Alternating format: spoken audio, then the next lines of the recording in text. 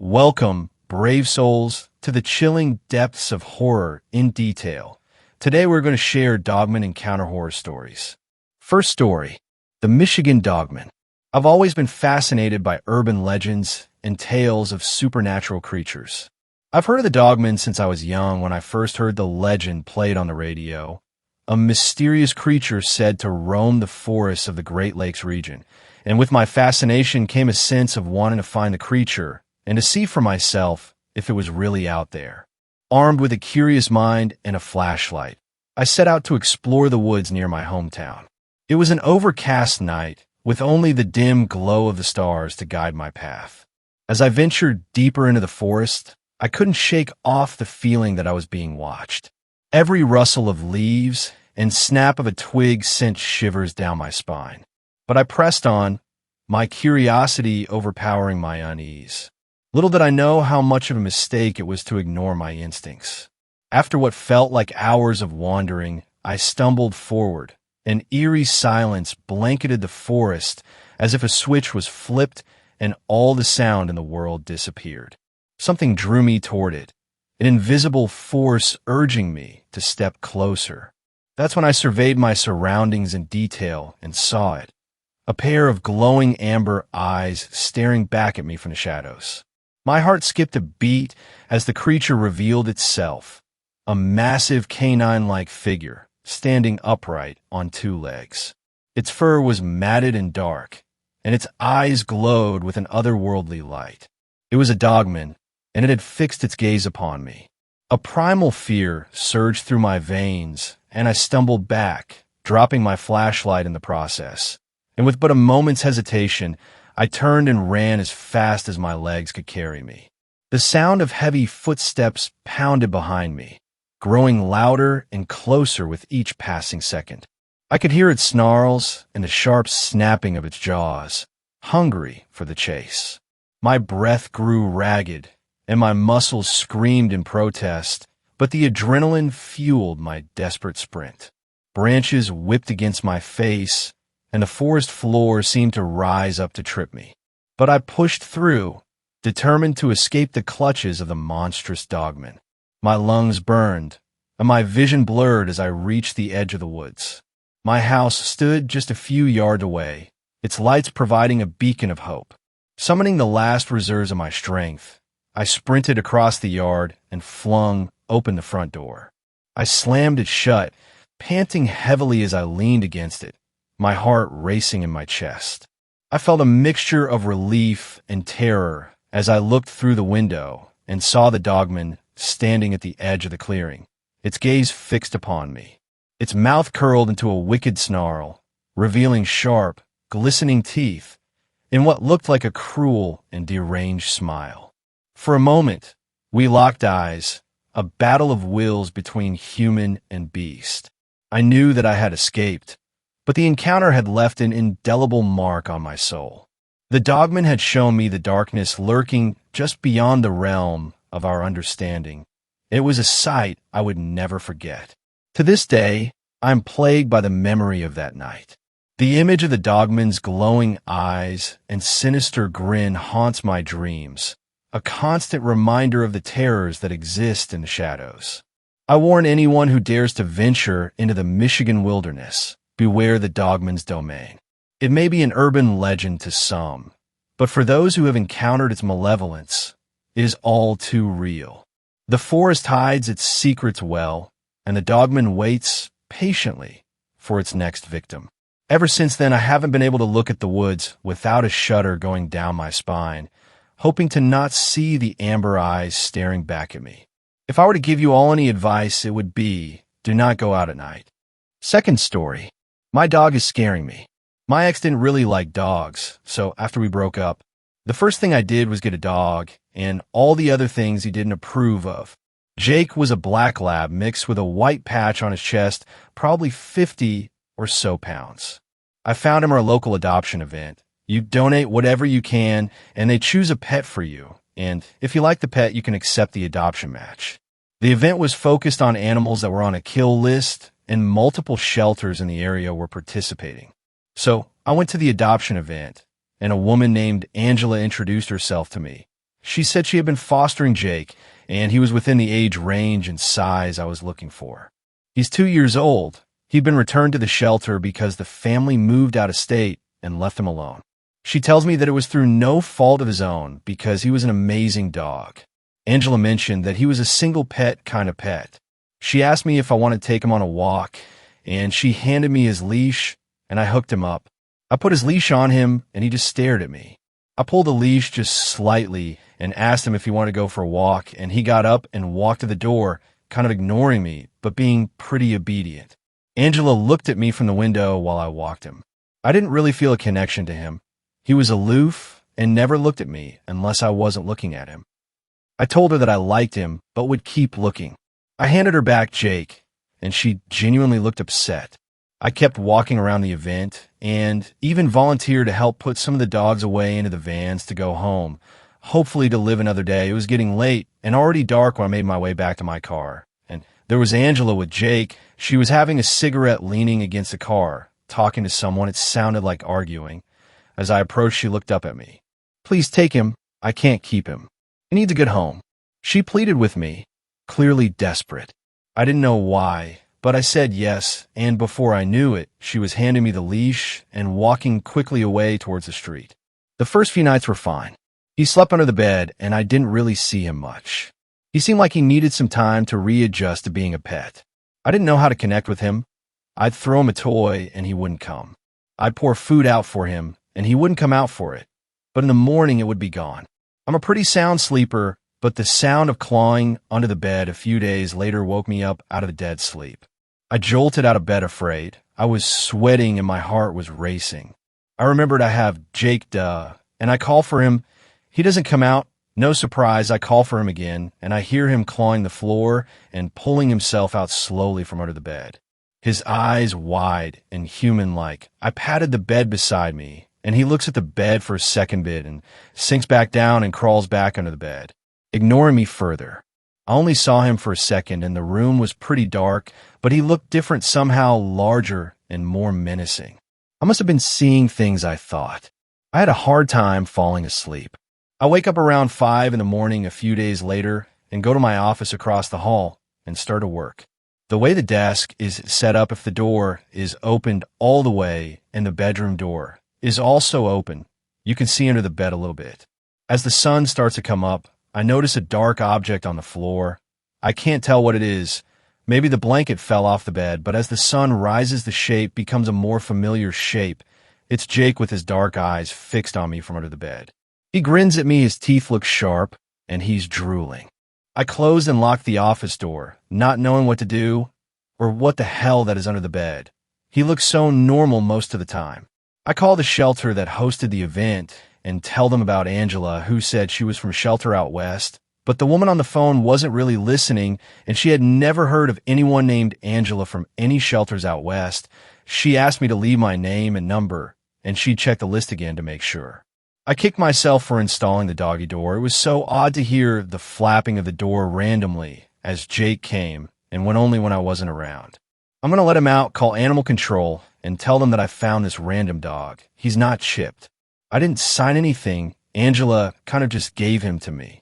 I was racked with guilt, so upset about how much I wanted a dog, and now I'm thinking of doing this. But he wasn't just a dog. I unlocked the door, and I can hear Jake in the bedroom. The door is somehow closed. I sit in my office all night, waiting for Jake to try to get in. He wouldn't go outside after that. It's like he knew of my plan and didn't want to give me an opportunity to call animal control. There were moments where he was a dog, and other times he was something else, this dog-like creature. Moving in a way animals just don't. I snuck out of the house once I heard the door flap and drove as fast as I could to a hotel where I cried and screamed on the way. I was finally free, out from under the watchful eye of my goddamn shelter devil dog. I got a 15th floor room with a balcony and a view of the ocean. As soon as I got into the room, I checked under the bed, the closet, the bathroom, everywhere for Jake. For the first time in almost 2 months, I slept soundly. I woke up, and that feeling of dread and fear that had been bubbling like a bad dinner in my gut was gone. I stayed there for 3 days until my credit card bled. I went back home and the first thing I noticed was my front door was wide open. I wasn't sure if I should go in, but I did, and the thickness in the air is gone. The house seemed brighter and felt better. I look around everywhere in the house, and when I was convinced he's truly gone, I sat on my couch and cried in relief. My first thought after that was that doggy door, and I ran to the garage, and I grabbed some wood 2x4s, and I screw 5-inch screws into the door frame, and call a handyman and schedule someone to come over and replace the door. It had been almost 3 months since Jake left, and I've stopped seeing him sitting in the corner of the room at night, and I stopped hearing that clawing, dragging sounds under the bed when it's late and I'm almost asleep. That is until last week I looked out my bedroom window because I heard an obnoxious, repetitive knocking sound outside that was driving me crazy.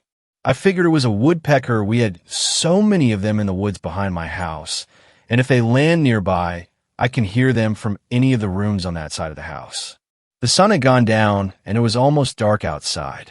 Out of the corner of my eye, I see something moving in the trees and a flash of red with black around it. I focus my eyes, and Jake grins at me, showing big white teeth. He looks straight at me, with the same no-expression about 15 feet up in the trees behind my house.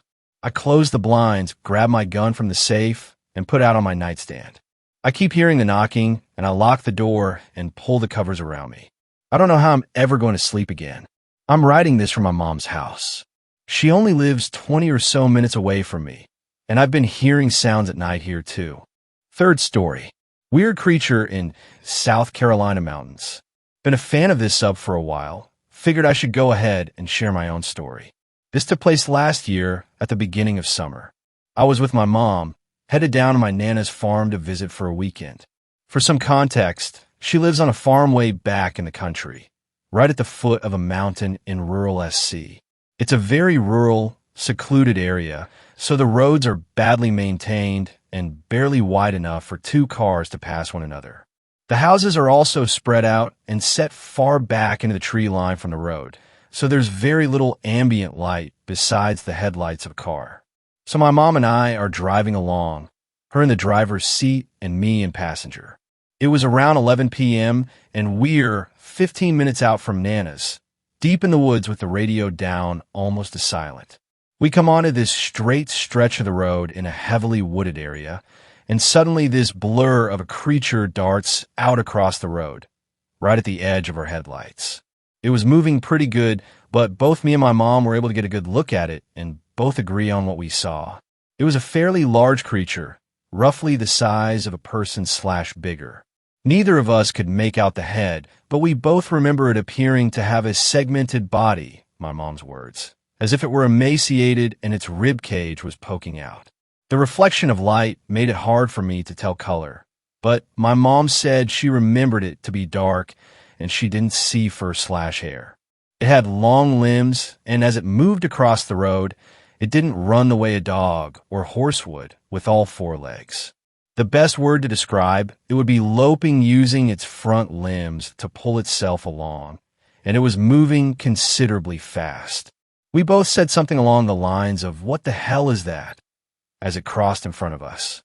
As we got up to where it had crossed, I turned to look at it just as it reached the other side of the road and out of our headlights. And I swear on my life, it stood up and ran. Not like a dog rearing on its hind legs. It was definitely bipedal. I immediately yelled that it had stood up, and we both started getting nervous. I honestly would have thought I was going insane had I not had another person in the car with me. My mom has always been a pretty level-headed person and not superstitious, but she was very nervous and made me agree to not tell my Nana about it to avoid scaring her, which made me recognize how serious this was. I should also mention that there had apparently been a series of attacks on livestock/horses in the area around the time this happened. People were saying they found wire fences ripped through and their animals attacked. I don't think any died, but if I remember correctly, there were a few horses that were severely wounded. There have been a few other strange instances in the area, but that was my personal experience. Fourth story, the Dogman. Allow me to preface the story with this. It breaks my heart to see all the stories on Nosleep where the Opie proudly states, "This is my first/second/last piece of fiction. How am I doing?" No, You'll be getting none of this from me. This is in part because I feel I'd be doing my own experience a disservice by embellishing it more than I need to in order to make up for lapses in my memory, and in part because I'm truly afraid to fictionalize anything about him because what if it means he'll come back? To that end, this story is not necessarily linear. I likely should have done it in multiple parts for the sake of length, but I wouldn't even know where to place the breaks. It has a clear beginning, but no clear end, and no moral. I never figure out what he wanted from me. Maybe he didn't either. And maybe, though I hope I'm wrong on this, maybe this story isn't over yet. It started during my junior year of high school. I was what else? Dicking around on Encyclopedia Dramatica, reading the creepypasta page. Whatever happened to that thing? Coincidentally, what happened next is the reason that I now settle for reading no sleep. Though the quality of the stories is far less impressive to me overall, I cannot stand anything with pictures. Not anymore. I can't even tell you what the picture really looked like anymore, or what story it corresponded to.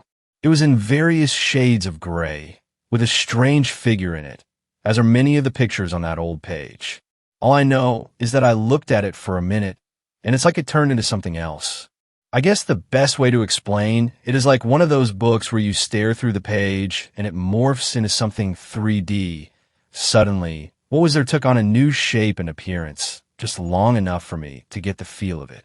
I must have set a world record for how quickly I exited Firefox, and for a long time after, I sat with my head on my knees and alternately tried to remember exactly what I'd seen and picture anything else.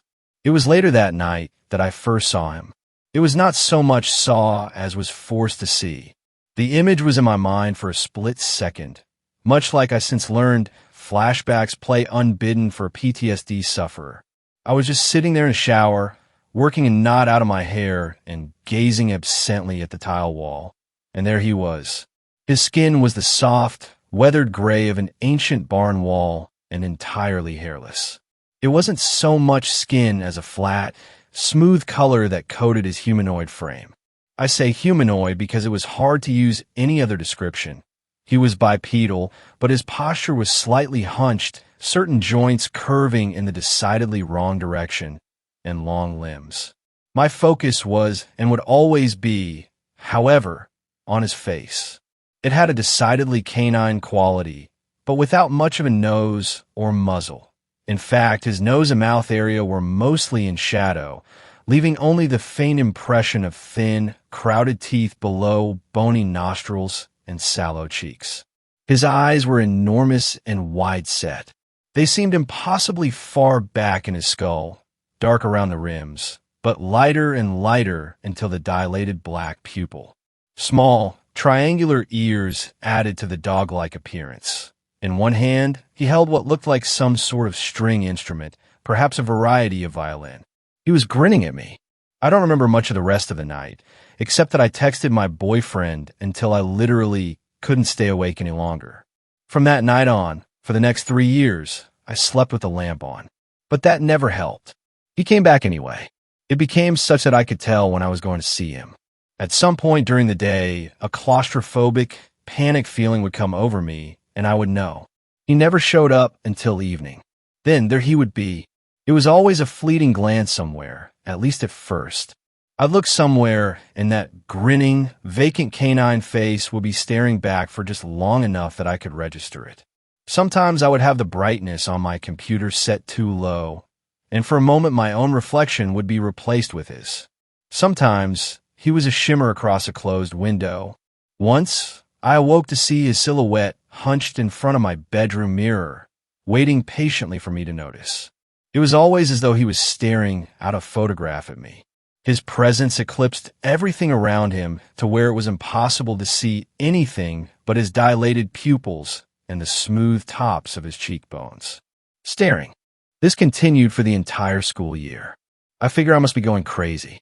I had scared myself over some creepypasta, and my lack of sleep was making me hallucinate. Other than an anxiety disorder, I was generally mentally healthy. Something must have been pushing me over the edge. So I thought, until other people started to see him. My boyfriend had grown up in Ronan, Montana, on a reservation that was famous for its paranormal events. He was a tall, amber-eyed half-Indian with a strong jaw and a history of going ghost hunting with his buddies up in the hills. Because of all this, I had entrusted him with some degree of what was going on, that I was seeing something that wouldn't go away. His advice was to ignore it. He called me, sobbing, his voice panicked. The clock read 3:42 a.m. Once he calmed down a little, I got the full story. He had been reading in his bedroom. It was in the basement of his mother's tiny house, with the windows just above ground level, when he heard a noise outside. A stringed instrument, almost like a violin, playing a song he thought he recognized. Being a violinist himself, he was intrigued. Had one of his neighbors picked up the instrument, too? He had pulled back the curtain to see a hunched, canine figure leering in at him, its ghoulish face inches from his own. The next day, he papered over the basement windows. The trend continued, unstoppable, myself never able to get used to the airless, terrifying feeling before he would appear and the shock of his inhuman face looking right through me. Once my best friend and I saw him at the same time, his shadow appearing against the off-white wall of her bedroom. Another time, I was at a camp in Traverse City, Michigan, when one of my cabin mates woke me up, shrieking that a dog-like face with enormous eyes had been looking in at her through one of the windows. Yet another time, two of my friends and I were in my living room late at night, when one of them, Tyler, stopped immediately and stared in horror into the guest bedroom behind me. When I asked him what was wrong, he said he'd seen this thing like a gray person, but his limbs were all wrong and looking at a picture on the wall. When we walked into the room and flipped the light switch, I saw the framed drawing Tyler had indicated, a charcoal sketch of a man playing a violin. My friend Harry was alone in his room one night, after he and I had spent several hours discussing the phenomenon, and he heard movement from his lawn and noises that sounded, he said, almost like soft howling and the padding of something on 2 feet. Each time, he seemed to show sooner, stay longer, become more vivid. It was as though he was testing the waters. The last time I saw him was 3 years ago. At my boyfriend's request, I had learned to do energy meditations and agreed to carry around charms he made for me. A handmade leather dream catcher, still fresh with the smoky smell of my boyfriend's house on the reservation, was hung above my bed. His small protections seemed to have kept him safe. I, however, couldn't escape. No matter where I went or what I did, it felt as though the dogman was watching. I had spent all day feverishly afraid. That familiar, oppressive sense that I would see him soon was upon me. It had gotten to the point by now where I could sometimes tell days in advance. I'd spend hours or days in a state of numb panic, shying away from noises and anything even vaguely reflective. This particular time, I worried that it may have been triggered by the fact that I had been trying to draw his violin earlier that day. I had by now accepted that he was real, in some sense, and feared that the drawing would attract him somehow. I left it on my desk downstairs and went to my room, regretting having ever started it. The sense was still nauseatingly strong as I readied myself for bed as usual. I closed my bedroom door and sealed it, as I had begun to superstitiously make a habit of doing, placing a carved stone box against the door with a chunk of minerals from the Black Hills balanced against that. In part, this was a way for me to know if my Snoopy parents had come into my room in the middle of the night. There was no way to replace the seal from the outside or prevent from moving it when entering. I awoke feeling wonderful, relieved. The sun was streaming in under my curtains, a magpie squawked happily outside, and all seemed at peace. It was miraculous. It was the first time I had felt the feeling and not seen him. I rolled over and saw my drawing of his violin placed next to me on my pillow, the one that I had left on my desk. My seal was undisturbed. I don't know what he wanted from me that night. Perhaps just to remind me that he was still there, still watching. I think of how it must have been him, tall, hunched, grinning, standing over me while I slept, painstakingly setting the smudged watercolor paper next to me, and my heart still skips a beat years later. But more than that, one question makes my blood run cold. I haven't seen him in so long. What was he waiting for? Fifth story. The Coyote Man. Ever since the age of 13, I've seen, heard, and felt things that are unexplainable more times than I can count.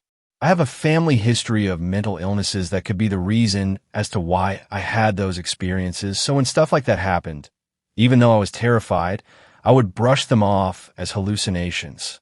I am on medicine now that is really helping me, and when I do have hallucinations, they are few and far between. However, this time in particular has me totally confused and thoroughly creeper out. I was 17 at the time. My family and I had just gotten back for vacation really late, and we had all agreed that a shower before going to bed would be really nice. My family is really big. There are 12 in my family, and 8 of us were living in the house. I said I would take the last shower because I wanted to sit outside and get some time alone. The only light source was one of those street lamps to light our driveway. Our house was in the middle of absolute nowhere. It had been about 15 minutes, and as time passed, an uneasy feeling started to creep into my stomach. I felt like it would probably be a good idea to go inside, but when I heard coyotes yipping and howling somewhere out in the field, I decided to stay outside for a little bit longer and listen to them. That's when pure fear consumed everything in my body. Not even controlling my own body, I slowly looked over to the road.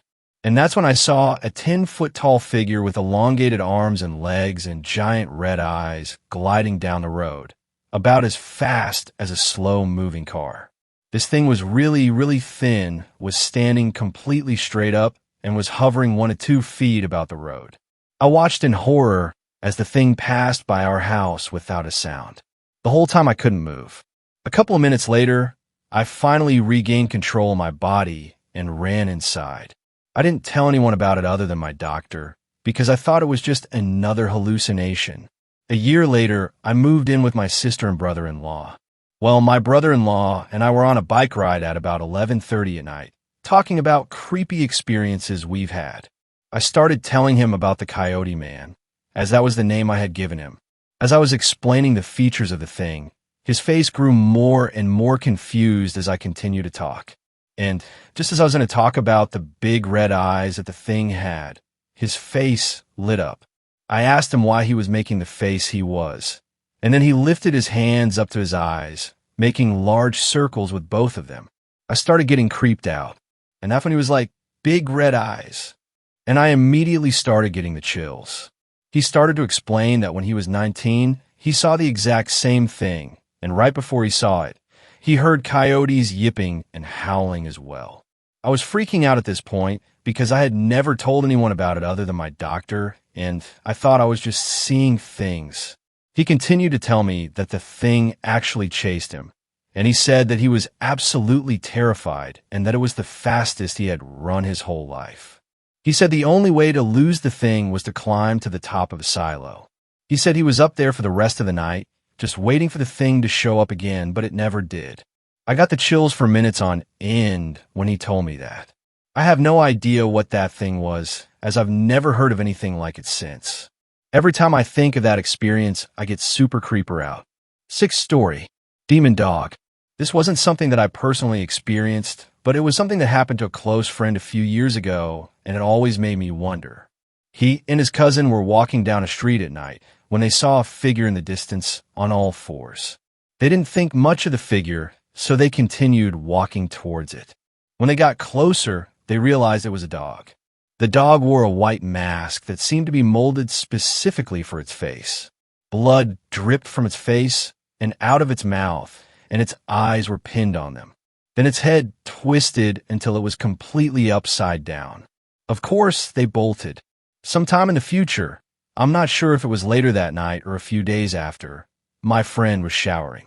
He got out of the shower and was about to walk upstairs when he saw the dog again.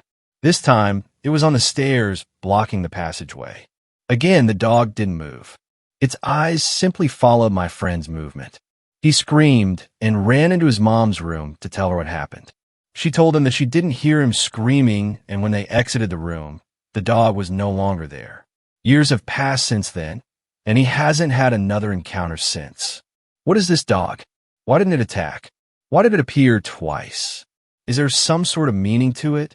I initially thought it may have been in his head, but I talked to his cousin. They both saw the dog, and they were both freaked out by it. Seventh story. My life was saved by a dogman hunter.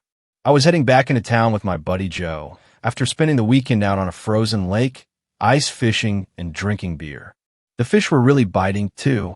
Joe's SUV was stuffed to the gills with walleye and smallmouth bass. The northerly town of Kapuskasing was buried under a mountain of snow, the worst snowfall since the winter of '97. I've lived my entire life in northern Ontario, so I've seen my fair share of snow, but nothing like this. But you learn to expect the unexpected in northern Ontario. We were heading over a steep incline, enjoying a generous backdrop of pine trees painted in freshly fallen snow, when tragedy struck. We watched as two police helicopters landed on the small slice of highway, causing the trickles of traffic to grind to a halt. Not a good sign. This highway was the only road home. We later learned that a newlywed couple had collided with a transport truck, killing both the husband and wife. We were forced to turn around and head back over the hill, where we found ourselves driving through a modest-sized hamlet consisting of one stop sign, a gas station/motel/restaurant, plus a smattering of wartime houses. Except, all you could see was the pointed rooftops. The houses were completely submerged in snow. It was an incredible sight, something you only see this far up north. And even then, this was rare. Joe didn't want to stick around, waiting a good 12 hours for the road to clear. He had a wife and kids to get home to, so we pulled over, wondering what our next move should be. Joe had that look in his eye, the look he gets when he's about to do something dangerous or stupid, or both. I know this look well. Hand tight, he said, and hold on. We turned onto a crude version of a road, the kind designated for snowmobiles, with stop signs standing a mere 3 feet tall. The road was extremely narrow. Snowbanks as high as trees were towering over us like large, looming walls of white. If anything were to approach, we'd have nowhere to go. There wasn't enough room to turn around. I was becoming increasingly uneasy. This is how people get hurt. Or worse. Are you sure this is safe? I asked, hating the sound of my voice. Joe ignored me, or simply didn't hear me. He was busy white-knuckling the minivan through the snow-tunneled trail, the glare of the setting sun blinding us the entire time. We drove for 15 minutes, knifing our way along the icy road, which was bumpier than a wooden roller coaster. It was obvious that we shouldn't be here. The impending darkness didn't improve my mood one bit, either. I had a bad feeling about this. Joe stopped the van. "What's up?" I asked, not trusting the look on his face. Joe didn't answer.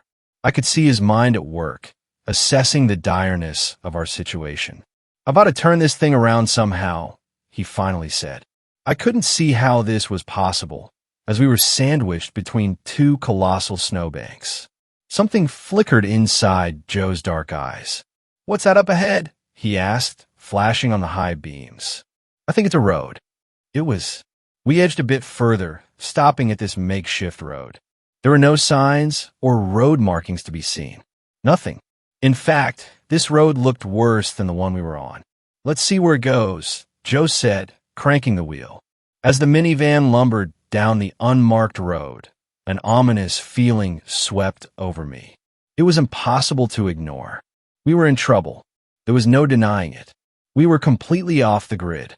Not even Google Maps could save us. There was only one way to go, straight. The road was leading us into the dark of the forest. And when you're this far north, that's never a good idea. Especially at night. That's when the wolves come out. It was looking to be a moonless night, which didn't help us one bit. Joe's hands were quivering as he clenched the wheel, keeping us from skidding into the towering snowbank. He kept assuring me we'd be all right, but I've heard that one before. Joe slammed on the brakes. "You see that?" He pointed. "Over there." I squinted my eyes. "Look," he said. "Fire." Deep into the forest, I spotted a small, flickering flame, dancing blue and orange and yellow and wild. Probably a campfire. Just then, a strange and disturbing sound crackled through the night like a howling wolf. "You hear that?" he asked. The animal cried out again. It was the loneliest yowl I'd ever heard. "There it goes again," It sounded like a wolf, except it didn't sound like any wolf I'd heard before, and I've heard plenty. Whatever it was dangerously close. Wolf, I said nervously, but not believing it. As soon as those words left my mouth, a pair of glowing red eyes appeared out of nowhere. Joe stopped the car and killed the lights. "Be still," he said. I did just that. I sat motionless beside him in the car, but my hands were shaking. Those laser red eyes were approaching an impossible speed. "Reach back and grab the gun," Joe whispered. I tried, but it was out of reach. They were on his side, closer to the back. Those glowing eyes flashed on and off, and for a moment everything was still. Then from out of nowhere, the beast lunged onto the hood of the van. "AHHHH!" we screamed in unison.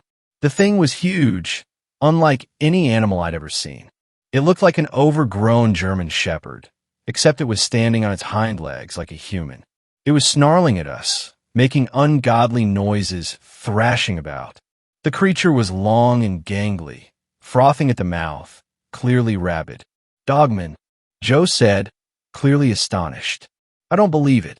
Joe gunned it, looking to run the thing over and speed away, but the wheels were caught on ice. Without warning, the beast leapt off the hood and started scratching at my door, its claws like daggers, tearing the door from its hinges. It smashed through the windshield, shattering it into a million pieces. With its dog-like face twisted in rage, the thing took a swipe at me. Its long, toothy claws just inches from ripping my eyeballs from their sockets. The SUV shook, spilling the cooler of dead fish. The smell was atrocious. The dogman disagreed. Before it could rip apart my throat with its curvy claws, the creature turned from me and trampled to the back of the van, where it devouring the fish in seconds flat. Its muzzle turned blood red. Watching it lick the fish guts from its paws was sickening. This isn't how I wanted to die. The dogman's razor-sharp teeth were on full display. The insidious brute seemed hell-bent on killing us both. We were, in fact, the main course. It took a tentative step toward us, licking its filthy face. I gave Joe a look that said, "Nice knowing you, pal," when out of nowhere came an ear-ringing blast, striking the creature in the shoulder. The thing screamed in protest. Then came another shot, hitting the B-square in the chest. Blood and gore spilled like wine across the interior of the SUV. "Someone's shooting at it," Joe proclaimed. 3 more shots rang out. The creature snarled, wiped the fleshy cartilage from its bloodied face, then attacked. Bang! The shot went wide, but it was enough to send the beast scurrying back into the woods. "Holy hell," Joe said in a shaky voice. Without a second thought, he pulled his seat back as far as it could go, then shimmied his way into the back of the van and grabbed the gun. "We're going to need this." All of a sudden, it was freezing. With the vehicle off and the windshield busted in, it was an igloo inside the van. "It's getting cold in here," I said, shaking uncontrollably. A large plume of steam escaped from my face as I spoke. I was in shock. I had no idea what that thing was, but it damn near killed me. The scene inside of the minivan was that out of a horror movie. The smell was even worse. I tried opening the door, but it wouldn't budge. Joe tried his door with the same results. We were stuck. I'd sliced myself to shreds before I got halfway through my windshield. Joe's door had a bullet hole where the handle should be. We'd have to escape through the back. Blood and guts and fish bones and all. It was gruesome, but we did it. Once outside, I scanned the area, searching for that dog creature that almost killed me, but had vanished. Joe's shotgun was aimed at a speck of light approaching from straight ahead. A car. Within minutes, we were greeted by a Volkswagen microbus. It stopped directly in front of us.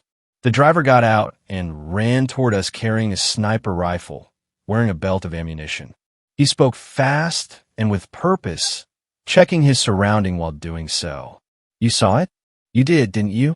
Excellent. Which way to go, by the way?" This guy made Clint Eastwood look like a Boy Scout. I honestly thought he was going to kill us. He frowned as he surveyed the scene. Then he shrugged. "I suppose you'll be needing my help." He ran to the bus and opened up the hatch, exposing an array of military-style weapons to the likes I'd only seen in the movies. "Holy hell," Joe said, clearly impressed. I remained quiet, unsure what to make of this heavily armed, red-headed stranger who literally just appeared out of nowhere to save our lives. But there seemed to be no other choice. Whoever he was, he drove us back to his cottage, regaling us with the history of this dogman creature. He told us some pretty tall tales. His name was Patrick. Apparently, he's a dogman hunter. He says he's never captured one, but claims to have seen 4 or 5, wounding 2 of them. Pesky bastards, he says. Hard to kill. He'd been hunting the one that attacked us for weeks. Apparently, it's been mutilating deer and coyotes, as well as regular cats and dogs all winter long, leaving their salvaged remains scattered along the sides of the road and in people's backyards. The locals were starting to panic. Joe and I texted home, then we stayed up all night talking about dogmen. I was having a hard time coming to grips with all this, seeing as how I almost died at the hands of one of them. Joe, on the other hand, was enthralled. The next day, we drove back to the SUV to inspect the damage. When we arrived, the van was completely dismantled and destroyed. It lay in ruins. Everything inside it had been ravaged and plundered. "This isn't right," Patrick said. "There must be an explanation." We scanned the surrounding area for over an hour and came up empty-handed. A fresh blanket of snow had fallen overnight, making track finding next to impossible. The disappointment on Patrick's face was palpable. Reluctantly, we hopped into his microbus and he drove us home with our tails between our legs, where we arrived a day late in short one SUV. We stayed in touch with Patrick going forward. Joe, coming from a long lineage of seasoned hunters, was intrigued by this dogman creature. Naturally, I was skeptical. I'm fairly certain that beast meant to eat me. The last thing I wanted to do was volunteer to go searching for it. Yet, unbeknownst to me, this was the making of a team of hunters, dogman hunters. Still, amidst all the excitement, a feeling of trepidation had stolen over me.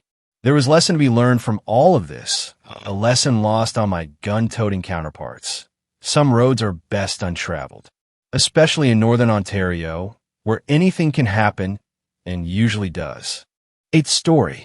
I don't think my dog is really a dog. I'm currently hiding in my closet, shaking in fear. I'm typing this out on my phone, so I'm sorry if there's a formatting issue or grammar, but I don't really give a right now. In case I don't make an update to this post, please report this to the authorities, or anyone please I don't know what to do. During April of 2018, I adopted a 5-month-old puppy from the pound. I was lucky enough to get her out of that hellhole and into my loving home. She was a border collie mix, and her name was Nellie. I don't know what the fuck happened to her, but what I have now is not my dog. She was a timid little pup when I first took her home.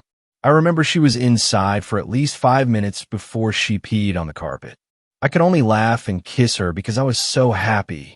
She slept in my bed that night, and for many more nights to come. She only weighed maybe 6 or 7 kilograms when I first picked her up. The months that followed were amazing. For the first time since I graduated high school, I was over the moon. Every day when I got home from work, she would rush to greet me with her lead dangling from her mouth, her tail wagging wildly. She absolutely loved to grab the newspaper from the mailbox with me. She was also an awesome chick magnet, but that's besides the point.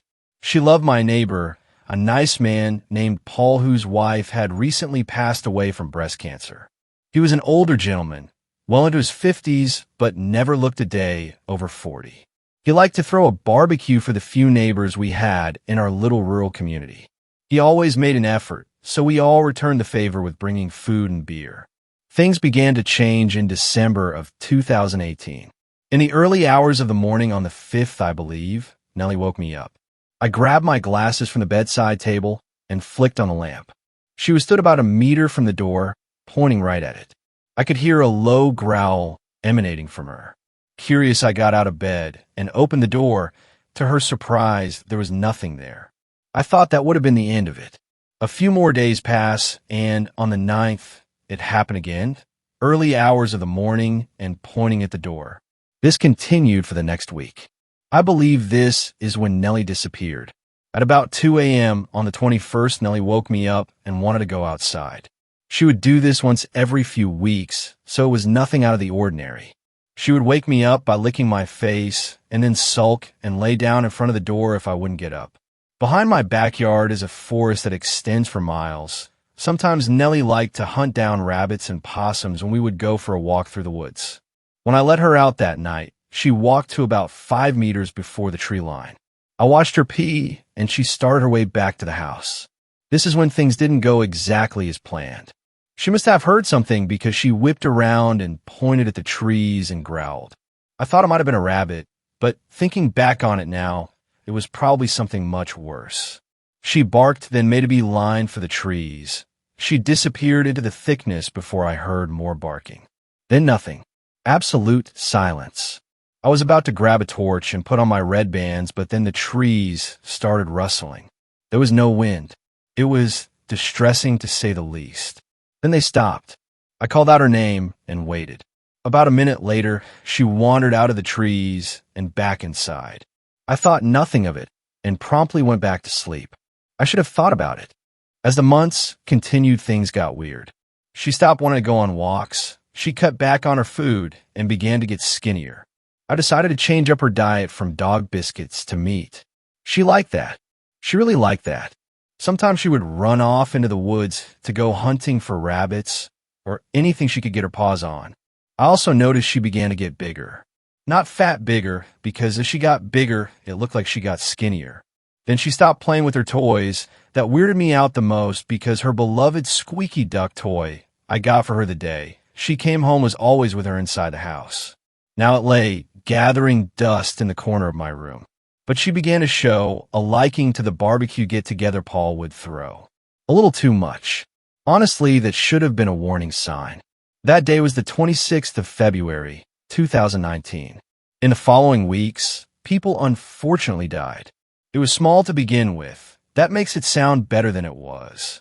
Old people died first. As sad as it sounded, we all thought it was because of old age. Then we got the details. Horrific details. They were murders, violent and bloody murders.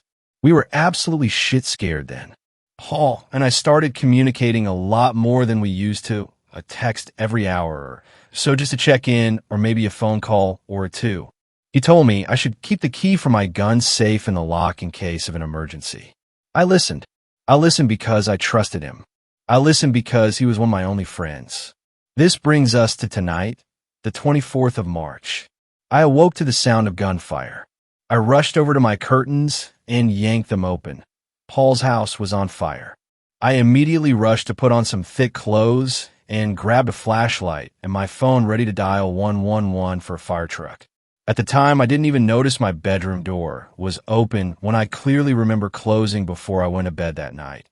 Nor did I notice Nellie was missing. I yanked open my back door and I froze.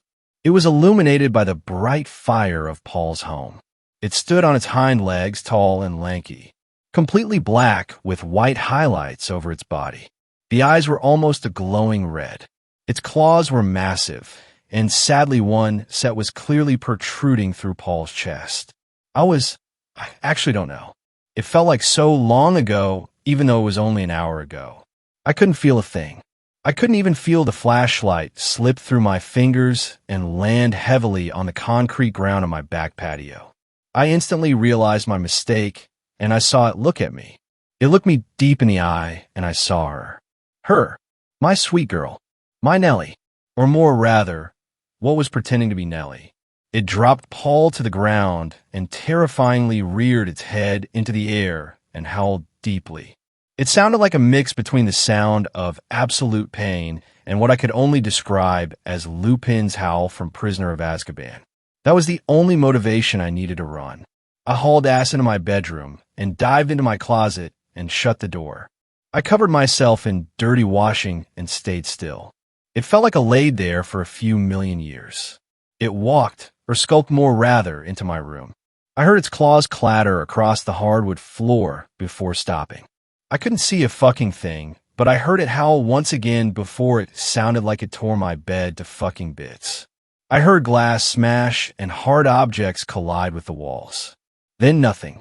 Complete silence once again before I skulk off and leave the house. Probably to finish eating my friend. It's now 7 a.m. I can hear sirens outside, but I'm too afraid to leave lest that thing is waiting for me on the other side of the door. The inky thing I could do for the last few hours was type this out and do research. But it didn't make sense. I Googled everything I remembered about that thing. I got a result that I'm fairly certain is what it is. It didn't make fucking sense.